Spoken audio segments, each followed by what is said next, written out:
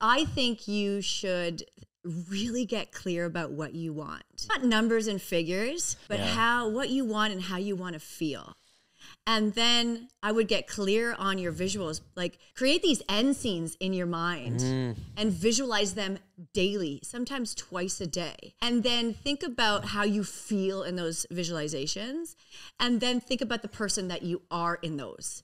Spend your time being that person now. From wine country to cottage country, real estate is all about lifestyle. I'm Andrew Perry, and welcome to That Fine Life. Welcome, everybody, to another episode of That Fine Life podcast. I'm your host, Andrew Perry. This is the podcast where we interview entrepreneurs, realtors, salespeople, and we find out what it takes to live that fine life. Today, I've got my very special guest, Holly Carroll from the agency. Thank you very much for coming down. Realtor, former Miss Canada, author, selling secrets you can't afford to miss. I thought it was a sports analogy because I'm a hockey guy, but you just mean that these are the secrets that you can't afford to miss. Yes. Because you're going to use these and you're going to go and sell a lot. Yeah, exactly. And like we said off camera, it's a business card. It helps me get listings as well. Right. Your book. Yeah, like I give out these secrets, but it's still kind of there that you need to use a real estate agent. Yes. I'll give you the secrets to prepare for your listing and, just so we're on the same page, but you still need the rock star agent. Well, I love that because Jordan Cohen just put out his new book too, The Agent's Edge. And there's a little piece of that where it's like, yeah, sure, you can use everything I'm telling you to sell your house. But what he says, and bringing it back to a sports analogy, is that he looks as himself as a sports agent or an actor's agent or an artist's agent, where they're not, the agent is the house. I'm sorry, the artist is the house. Yeah. The actor is the house. The athlete is the house. And you're trying to sell that house because if you're not out there selling it, then nobody's going to come to you. You're managing it, basically. Yeah. That's very cool. Unless you're Tom Cruise or Brad Pitt and people do come to you, but that's very unlikely. We got to get out there and sell it ourselves. Even Tom Cruise has an agent. Exactly. And I'm sure he works his butt off getting him Mission Impossible 12. Agreed. So thanks for coming on. And where'd you come from today? Thanks for having me. I came from Muskoka. Yeah. Beautiful Muskoka. Yeah. Which I love. I live good. There. Me too. I sell there. Yeah. No, I love it. Did you always live there? No. I am from Aurelia. So I went to high school in Aurelia. So originally. No shit. Yeah. So originally. Because I'm from Barrie, kind of. I know, right? Yeah. So, but we have a lot of similarities that I think that we might even uncover in this episode. I think we might. So yeah, I went to high school in Aurelia. Cool. And I started modeling when I was like 11. So I did a lot of traveling while I was in school. So I did correspondence. Cool. So one would say that I really didn't get the full-on high school experience. Yep. But I got the travel experience, which is great. That's fantastic. When I originally got my license, I wanted to start in Muskoka. Wow. And I was like, I would love to sell there. And, I grew up going there as a child and as a, young adult. And I fell in love with it. It's the best. But back then, I didn't see how that was possible. I know what you're saying. It was different because the deals were so few and far between. Yeah. How do you even make a living up there? Yeah. And especially when you first start. Yeah. Like, I wanted to kind of be in the boot camp of it all. Right. So I started in the beaches. And like I was able Beaches, Toronto? Beaches, Toronto. Yeah. Right. Sorry. Yeah. So I started in the beaches in Toronto. Because there's beaches up there too. Right? Rather than just the beaches of the world. So it's funny actually because I started my license. Yeah. My courses in LA. So I was living in LA at the time and I was going through the green card process. And I thought when I got the end of the course, everything would be aligned. Right. It wasn't. And that's that's a whole nother podcast. But I came home and I wanted to go to the beaches because it was the most, familiar thing to LA. I had to be by the beach. Right. Yeah, no. So I started there. I didn't really get the plane off the ground, but I learned from a lot of very high-end people. And so I did a lot of learning and a lot of experience. And then I moved downtown Toronto and lived and worked the King West lifestyle. Yep. Yes. Say no more. Dave Hutch was here. He tells us all about the King Street lifestyle. Shenanigans. Yeah. Which was wonderful, but for me, wasn't really sustainable. I hear you. And then I found myself going up to Muskoka during the pandemic. Yeah. And every single time I would drive back home, I'm like, I don't want to leave. Yeah, I don't want to leave here. And at that time, I didn't really have a big business anywhere. Mm-hmm. So I thought to myself, I'm going to grow it wherever I am, so I might as well grow it in Muskoka where I want to be. Why not? Yeah. Of course. Yeah. And similarity, that's kind of what I did. In Niagara-on-the-Lake. Yeah. So I never lived in Niagara-on-the-Lake. I grew up in Churchill, Ontario, which is just south of Barrie by like 10, 15 minutes. But, you know, I moved to Niagara Falls to open up the LA Fitness here. Okay. And then I moved out west for like 8 or 9 months until I decided, fuck this, I'm coming back home. Beep. But I had the point do I go back home to where my database is and where I know everybody? But I'm like you. I'm like, okay, really break it down. If I'm starting a new business, where do I want to start it? Yeah, and I think that goes back to kind of what we were chatting about before we got on camera. Like, I think that a lot of people, hold themselves back because they're like, because of this and fear. And people resist change because they focus on what they're going to lose rather than what they're going to gain. Did you hear about not mine, sorry, but I posted a video on it, the flea analogy? Yes, of course. I know the flea analogy. You know the flea analogy? I used it in a podcast. You did? Yeah.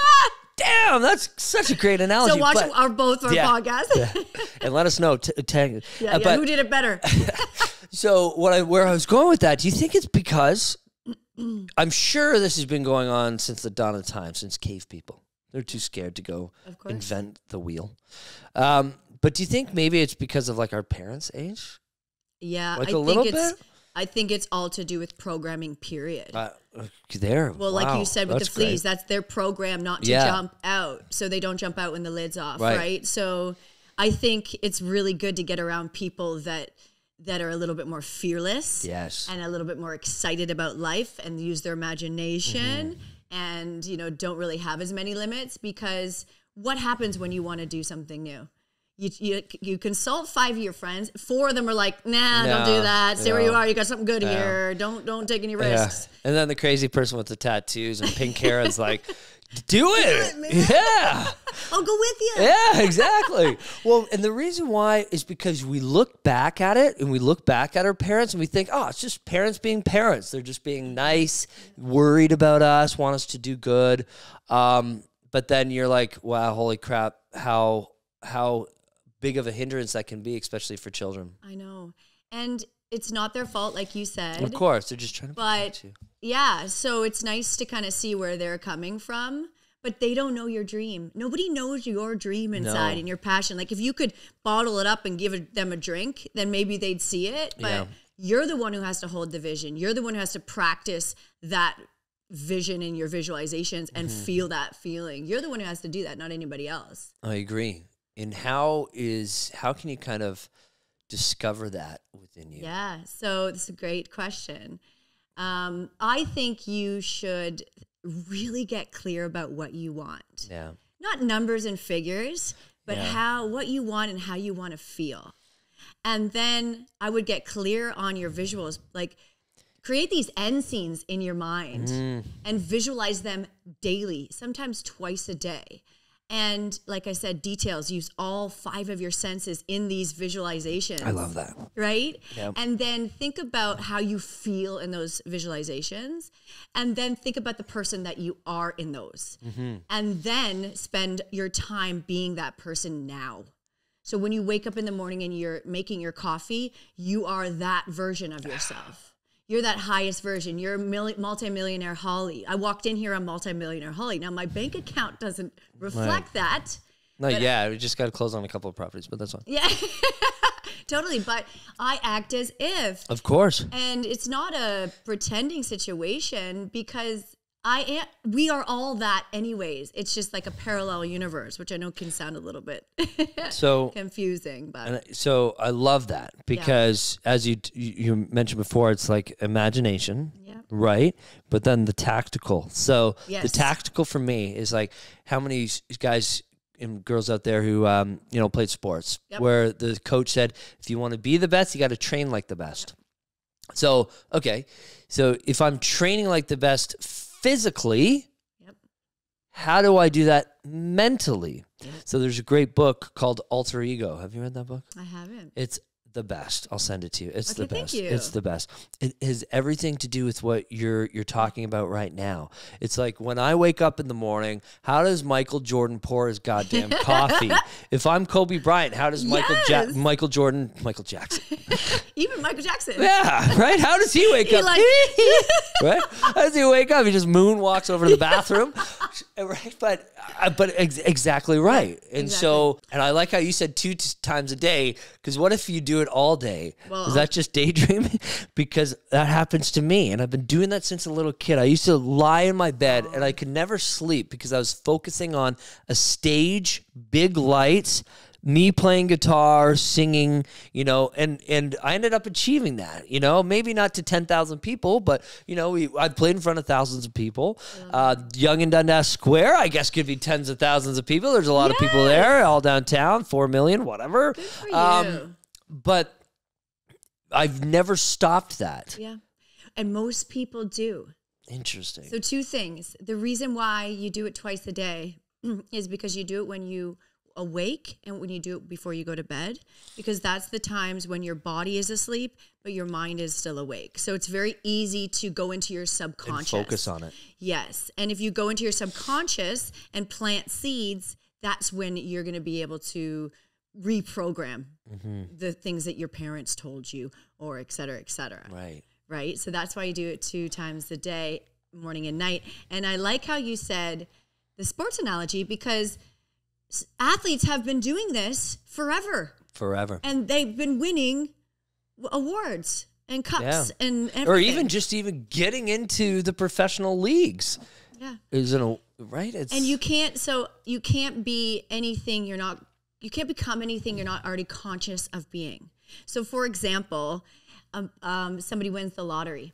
Okay. This happens all the time. So somebody wins the lottery and they win millions and millions of dollars, and a year later they're broke. And they're broke. Because it's not about the money. It's not about the 3D circumstances. It's about the mind. And you have to become an uber successful real estate agent in your mind before you can actually become it and sustain it and hold it. I agree. In your hand. You know this. I love it. And that's why people like us are successful in a market where nobody knows us. Exactly. And I already... and even my partner, Jesse and Evan McDonald from Mac Inc., we're partners in the Niagara-on-the-Lake office. I had them on the podcast when I first started doing podcasts with Sam and everything, 2-3 years ago. And when they came on, they said, we have, ever since we were married, or before we were married, we drove through Niagara-on-the-Lake and just envisioned ourselves here. We loved the homes. There's a difference between just loving something and truly being passionate behind it. And embodying it. Yeah. I love it. And I did the same thing. It was the first day I came to Niagara-on-the-Lake. I'm like, this is a magical place, and this is where I'm going to live. Yeah. And there's not too many people that were able to, start a real estate career and then within 12 months move to Niagara-on-the-Lake. And you know why you did that? Because you envisioned yourself that way. Right. Like that's the only reason why. And that's the same thing that happened to me. I've only been selling in Muskoka, right? I've only been selling in Muskoka for 3 years.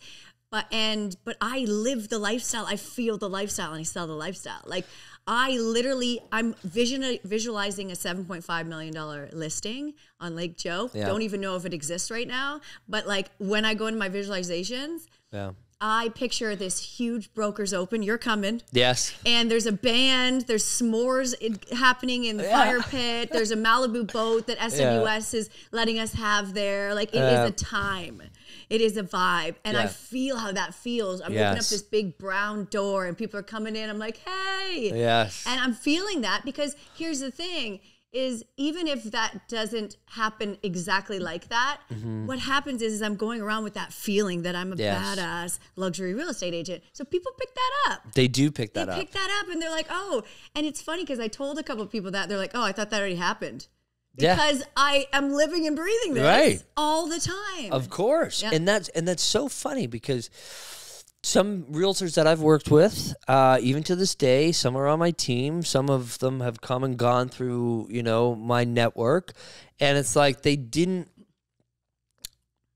when the leads were dried up or the lights are shut off, they go home.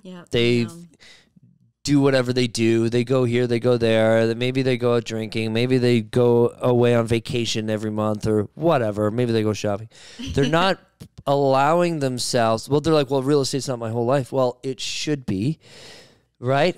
And again, I don't mean real estate in particular has to be your real life. But if your goal is to be the best or at least to be a top producer, you do have to live that life every day, every hour, whether it's in your head or whether you're actively going out there and living it.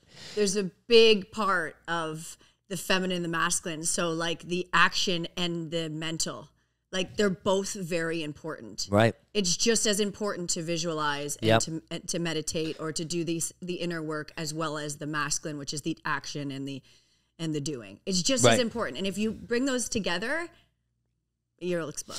I agree. And, you know, I feel like sometimes, you know, I've dealt with this particular issue in the past too, is where they're like, I'm like, well, you got to get out there. You got to post more. Yeah. You got to post more about real estate because all I'm seeing right now is I don't even know, like, are you a dog walker? Do you sell real estate? I don't know. Yeah. Right. But they're like, well, we don't post too much on social media. I say, why? Well, Andrew, you don't get it. You're a guy. I'm like, tell me. I'm like, I'm sure I could find a good rebuttal. They're like, well, yeah, but once we turn our accounts on or once we post more or once we're more engaging, we get, you know, sexual explicit messages in the DMs. I'm like, okay. Yeah. So? Turn those into something else. Well, you can just delete them is what I'm saying, but hey, that's fine too. But even, but you were on I'm in charge here. But you were on In the Vaults with Kate Broderick. Love her. P.S. Shout out to Kate Broderick. She said she has to deal with that all the time. Of course. Well, we deal with that everywhere we go. Exactly. Like you can find excuses, but that's a limited belief, and that could be like an inner work. Like I think so. I think people are scared now to come up to me and do that because I've got this power now of my highest version. So I don't have that stuff anymore. Interesting. Do you know what I mean? I do like that. Yeah. Because you do have a very friendly, approachable, yet professional brand that you have the perception out there. Absolutely. And it's not a perception, it's real, but that's the force field that I've been putting out. That's the energetic that I put out because of the imaginations and the visualizations that I've done. Isn't that interesting? Because if there's one thing that I admire about you, it's that it's very consistent. Yeah. It's very consistent. Because I visualize every damn day my goals. Right. I really do. I stay on track. Now, I obviously try new things and I'm open for new things. Oh, that's completely different. But the plans change, the decisions don't. Period. Right. And I see it because it's not just a brand that you're building, but it's also a community. Yeah, whether it's you and your friends, whether it's Business Savage, Cassandra, right? I love her. I love that because, you know, creating your tribe of people is where, you know, I think like if everything just switched digitally, like, right, where the entire real estate industry was completely digital, there would be people out there. And it would most likely be in the $1 million, $2 million, $3 million, $5 million plus that would never, ever trust a computer or a digital means to sell it. They would be relying on people like you. Yep. Having said that, if that ever did happen, those who have built those communities, they would never use that type of a technology either. Yeah, fair. They would want, that's what we do here. We stopped online lead generation in the past 12 months. We cut it off last year, and we had our best year ever. And now this year, we're even doubled what we've done last year. So, and we did that by doing events, face-to-face, more value. It's not, hey, calling we do call our database, but it's not hounding them every day, every week, saying, hey, this is how much your home worth. Hey, this, blah, blah, blah. Hey, did you check out this? Hey, the market, the rates, this. It's, hey, how you doing? Are you coming over for some wine? Because we've got last week, we rented an entire ice cream truck. And we just walked, right? And we just walked around St. David's handing out free ice cream. Well, and the good thing about that is I like doing that stuff better. Me too. And it turns out to be a better result. Clients feel that energy. People care about how they feel. Like, to be honest with you, the facts and the figures, I'm sorry, guys, does not matter. No, it does not matter. Yes, you have to be informed. Right. You have to know your stuff, but it doesn't matter. People are still going to move. People are still going to buy. People are still going to sell. There's never been a bad market that's taken me out of business or taken me out of my growth path. You've just pivoted. Yeah. Exactly. And learn how to pivot it. We have to be flexible and face things without fear. Right. And with that being said, like any challenges that come up, for example, maybe women have challenges where people are in their DM or whatever. Like I ask myself whenever I have a challenge, what would the highest version of Holly, what would the multimillionaire, successful, impactful Holly do in this situation? And that kind of helps you, one, not react and respond. I agree. And just from a male's perspective is that there's other things that, not usually. I mean, if you're a dude and you're getting sexually DMs, good for you. Yeah. I don't, that's for sure. But there are other things that we get that can break your energy, let's say. Lower your vibe. And it's like once you get to that level, whether you've imagined it, perceived it, or you're physically there living it, is once you know that you don't have time for that crap, you don't have time for that crap. You've got that force field up. Yeah. Yep. So like, do you think Elon Musk goes through all of his DMs? No. Right? And even if he does, he doesn't care. And if he does, he doesn't care. Like, he's like, we had one guy comment on one of our listings there yesterday, and he's like, it was 2.5 million. He's like, that's pathetic. This home is only worth 1.4. I said, man, you've got a great eye for market value. We're always looking for amazing realtors. Would you care to come in for an interview? Good for you. Sometimes I just do funny stuff like that, or some like Gary V's like, just say I love you to him. I'm like, no. I'm either going to tell him off, not say anything, or be super sarcastic. Yeah. So I want to shift gears a little bit. Okay. What was it like? Because I'm sure there's a lot of people who are listening, watching, me, myself included. I'm writing a book myself, but it's Niagara, Wine Lover's Guide. So it's more of like a travel and history book because we interview people at the wineries and stuff like that. So it's a little bit easier. You're just interviewing, writing it, send it to a graphic designer, and then you're going to just print to order. Mm-hmm. So what was the process of writing your book? So I went through a huge process, but while I was writing this particular book, I was writing another book called Closing Deals and Heels. Wait, and I knew that was you too. Yeah. So that one's not done yet. And that's more of a memoir of me and women in business. Because I've seen like samples or renderings maybe. Yes. Okay. So I actually went to a writings retreat. And I had a writer's coach. Wow. But the cool thing about that is that while I was writing, I was going through some growth and I was healing.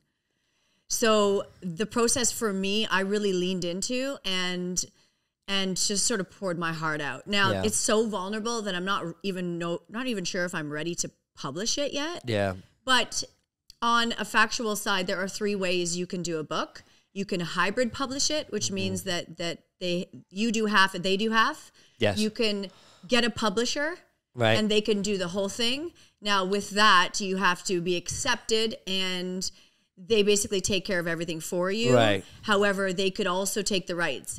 They could change the cover. They could change the name. They could do all of that. So if you're looking to be an author, then that would be a good route for you. But if you just want to do this for you, and it sounds like you're doing it with your dad. Yeah, I was doing it with my dad. So I would do hybrid publishing, or I would do self-publishing. So self-publishing is also wonderful. And you can do it all on Amazon. Yes. Yeah. We're learning through that all now. And like my brother, who's, how old is Cameron now? 22, I think? 22, 23. Right. Well, they just grew up so quickly. And like he's super, you know, I remember him as a kid who was always into video games and stuff. So now he's our tech guy. He's going to Nipissing University to become a teacher as well. And but he's also helping us out learning the back end. So I want to sit with him and learn it. But so here's a guy like me, how I would want to do it. And you tell me what the best route is. So I would basically take all my podcasts, blogs, you know, interviews and speeches I've done, accumulate it all and say, this is one avenue, and just say, hey, pick some stuff out of it. Because I've tried to write a book. And it was a sales book 10 years ago when I was, you know, leaving LA Fitness. And I'm just like, meh. Yeah, it's a bit dry if you're not really into it. Here's my problem is that my ADD is so severe that I can ramble on in my morning meetings, my morning emails to my team. Yep. But if you send me anything like that, I can't read it. It has to be in point form. Hey, I'm the same way. So, but I can't write. I can't just write. I have to be like, if I write, I have to do it in point form.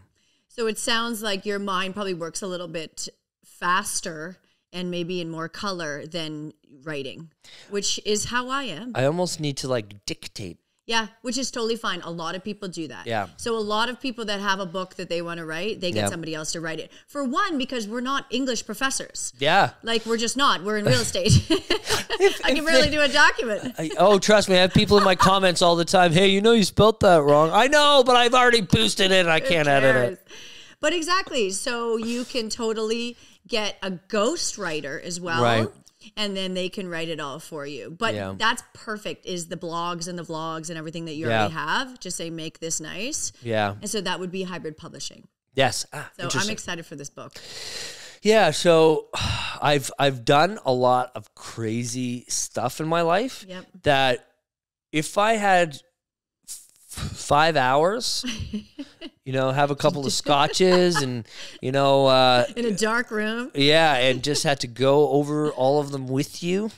You'd be like, this guy's insane. Yeah. It's insane. I'd read it. Like nobody literally thought, and this is literally, there might've been one person in my life, but by the time I was 25, I don't think anybody who knew me thought I was going anywhere. Aww. Like at all.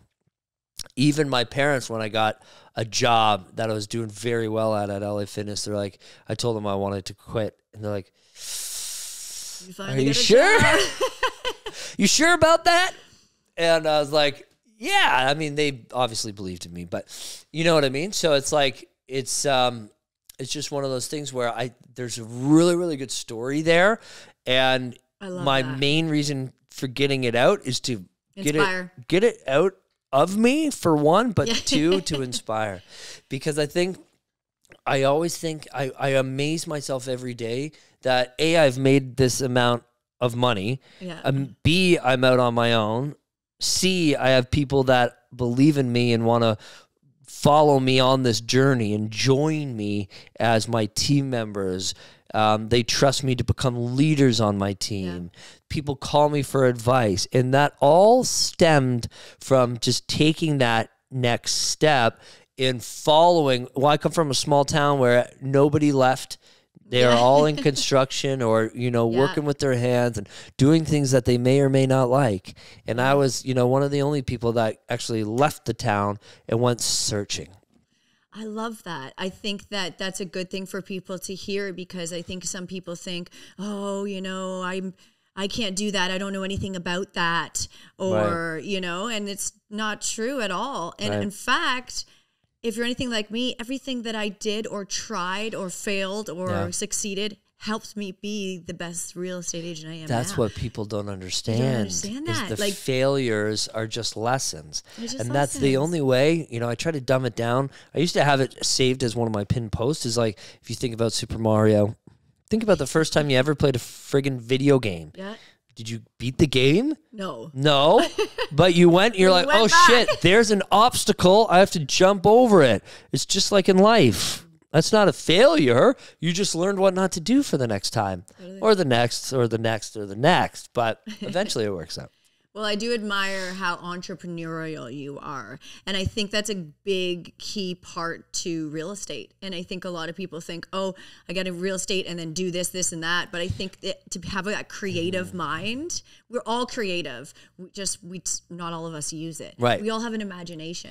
Just not all of us use it. And I think that, like, dig down deep, see what else you can add to it. See, I like that. And I like how you used the word imagination and not the overused mindset. Yeah. Because when you say mindset, I love the word mindset. It's like you got to get in the game here. But when you say imagination, it feels like anybody can do it. Everyone can do it. And you know what? The more imagination is almost a child's word, right? Right.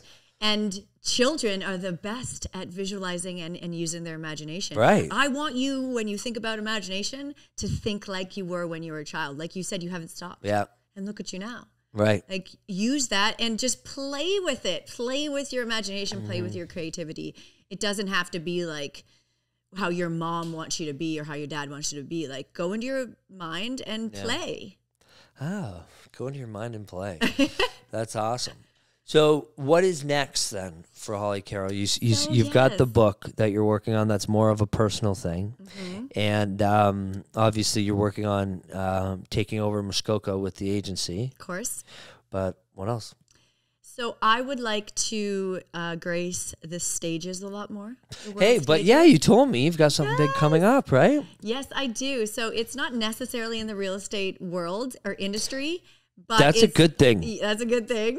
It's all about manifestation and alignment and imagination. Great. And I'm speaking on stage with Gabby Bernstein, Dr. Shavala, Cheryl Hickey, and the list goes on. It is probably the biggest thing I've done to date. Where is it? It's at the Evergreen Brickworks, October 29th.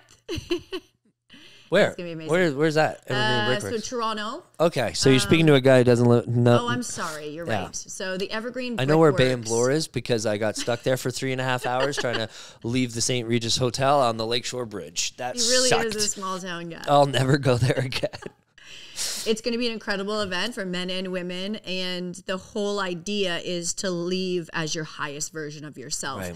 I think a lot of people lost their identity. They lost their jobs. They lost a lot from the pandemic. Yep. And they're just finding it hard to kind of just get back on track or believe in themselves or start anything new. Yeah. Or they gained so much that by the time the pandemic was over and things settled down, that false sense of being productive really hits them. I agree. That's a big thing in real estate too. I think about it every day. Am I doing very well just because the market's good? Did I do very good because the market was bad and we were just the only people there working? I don't think you those think about it all the time. serve you. No, they don't. Yeah. But I understand what you're saying. But I just told you, you're going to flourish regardless. I just know that about you because you use your imagination, you believe in yourself, and the people around you do too. So, I mean, even if the market crashed, we would find a way to pivot and still help people. I agree. What is it? Because I'm very interested about this. Okay. Because I don't think I had Matt Leonetti on. But him and I just had a great conversation about social media. What is it about the agency? Because the agency it's taking off in Canada. In the States, it's been a huge presence, obviously. But it's been taking off. And what I've noticed about this brokerage that I find interesting is that it claims to be this luxury brokerage. And all the realtors that I see working there end up getting luxury listings. Yep. It's like they're actually doing what they say they're going to do. So what is it? Is it the network? Is it the training? Is it a branding thing? It's two major things. One, we're a marketing company that specializes in real estate. Yeah. So we're not heavy real estate, we're heavy marketing. Right. And so we make properties come alive. And then other people that are in that space see that. So I think about myself in Muskoka. Like, it's not that I wouldn't take a listing that isn't on water. Of course. But you see the difference when I take one that's on water. Of course. Like, I have such passion in it, and I market it like an emotion. The other thing is the culture. Like, we attract like-minded people, and we all love each other. Like, our first rule is no assholes. We take that very seriously. Good. Like, I love it. There's people that want to join the agency, and they just aren't Yep. are fit. And that's okay. They maybe would do better in sort of a corporate brokerage.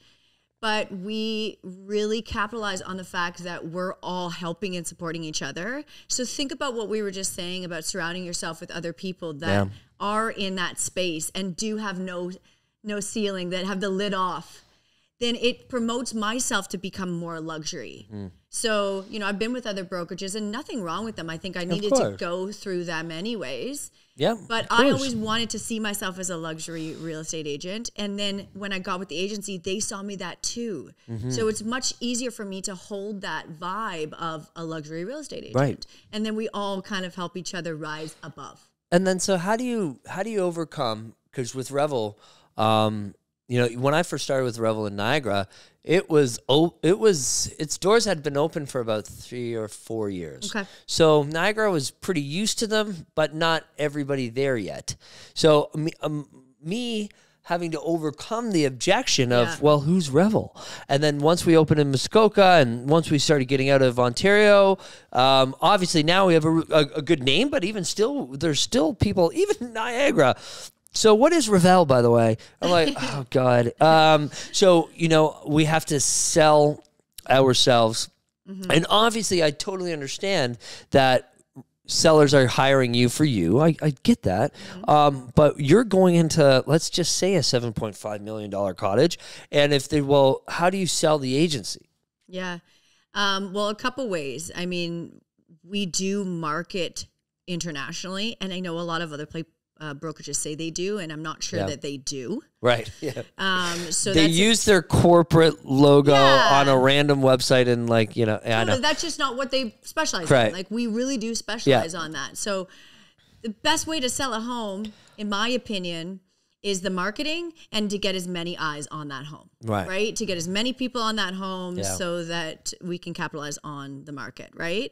So it's the marketing and it's that. And I think that we are just so good at marketing and creating that emotion when you see it. So I don't know if you saw that place that I just sold on Gloucester Pool. I mean, I'm out there fishing. Yeah. I didn't really even show that much of the home.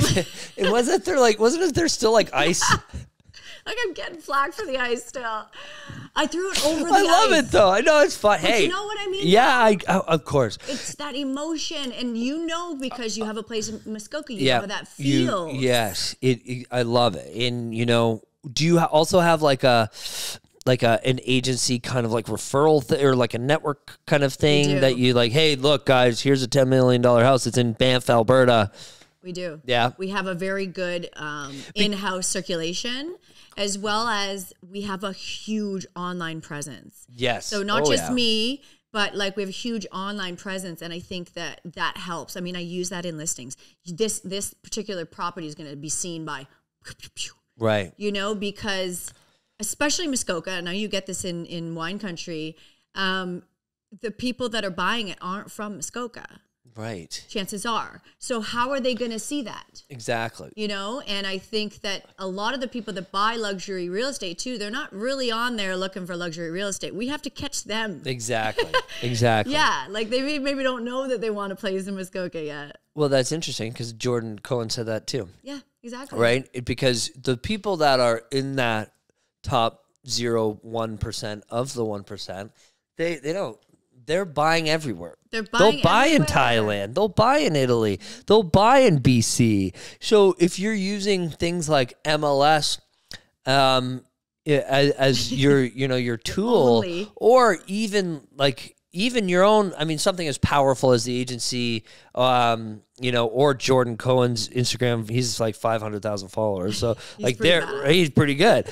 But I mean, like if you're an agent just saying, oh yeah, we're going to post it on social media, don't worry about it, without that type of backup from a company like the agency is very tough, because you do need to leverage, like, what's that, Realm?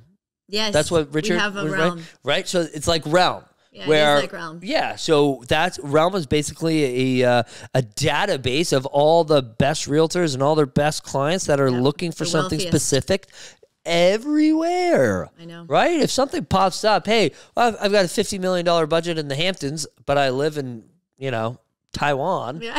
Right? Because those types of people buy houses all over the world. Yeah. And I got a call not too long ago, and they didn't know who I was, but they loved the agency. Yeah. And so they have it's a listing that's coming out, so I'm kind of plugging my new listing. Yeah. Plug away. It's a 200-acre farm, Hobbit farm. And what I mean by hell is a hobby? What is a Hobbit farm? Literally, you got little Frodo Baggins over there? Yes. Literally what you think of the Shire. So there's cabins built in the hills, and it's so beautiful. It's like the best Hobbit farm in all of Ontario. There's more than one Hobbit farm? Well, I don't think so. It's the best Hobbit farm in Ontario. It's the only. It's quite funny. I have something else to tell you too. Yeah. So they approached us because it's such a unique property that they want somebody like that has this excitement and passion for marketing, because they have to market it. And nothing against the old agent that had it listed a couple years ago, but they didn't even show any of this. Right. It's got creeks, it's got little waterfalls, it's got like these Hobbit little homes and like these stables that are built and carved by like this local artist. It's like, I'm excited about that. Can you please do a reenactment of Return of the King from Lord of the Rings 3? Done. And when Aragorn and Gandalf and they're all fighting the orcs and they're like, shall not pass. Yeah. But you know what's even funnier? Yeah. So the gentleman that owns the land beside it, we're not selling this. It's just a vacant land. And guess what they use it for? What? They use it for complete dress up of medieval times. No. When you step into the land, you have to have a full script, a language. So that's the best. I told my boss, Steve Bailey, that we have to go in and dress up like this. And that's amazing. That's amazing. Is that fun? Yeah. What else did you need to tell me? You said or was that was it. That was it. Okay. But what I mean by the agency is I think people are coming up to me to showcase these really unique properties, which is so fun for me because I love that. It's not traditional real estate, really, or traditional marketing. And so we've kind of got that cut above because they've seen us do some pretty cool, out-of-the-box stuff. I agree. Not that any other brokerage doesn't do that, but we kind of specialize in that. Of course. We have a lot of fun with it. It's very, very powerful. And they do a good job of, there's not one, and I don't know if this is mandatory, but there's not one listing that I've ever seen from the agency that didn't have a very well branded first photo, like with the agency logo or some red in it. So hands down, even if you're just on the Explore page, you're like, that's an agency listing. So I love that because it shows like when Revel first started, and this was a big thing for a small town, is that it was mandatory and still is to have professional photos of the house. Good. Right? And now you hear that 10 years later, and you're like, well, of course. Of course. Yeah, but then, and even still now, right? So we've got people checking and say, okay, this doesn't look professional enough, take it off. Good for you. Yeah. I still see people sell 6 million plus in Muskoka, and they're using their iPhone. iPhone is quite good quality, but they don't know how to use it. No, it's not. But my dream property on the Niagara River Parkway, $3.2 million. It took like 12 months to sell. I finally did sell, and congrats to the realtor. But it literally was like, it was a flash photography camera. I don't know what the heck the guy was thinking. And again, where I'm not disparaging anybody, it's just not what I would have done, especially for my own dream house. That's not why. It matters. That's why I didn't buy it. It matters how you market the place, and it matters how you market yourself. It does. It very does. It does. It really does. I mean, I built my career off the marketing that I've done. Of course. And that's another thing too, is like everybody feels like they have to do like funny sketches to be a good realtor. Funny, don't try to be funny. Yeah, for God's sakes, listen to Carroll.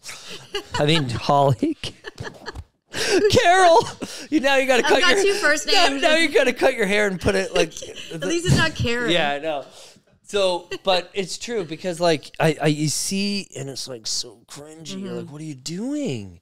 Like, why? Just like, if you're not funny, just go sell real estate or something. I know.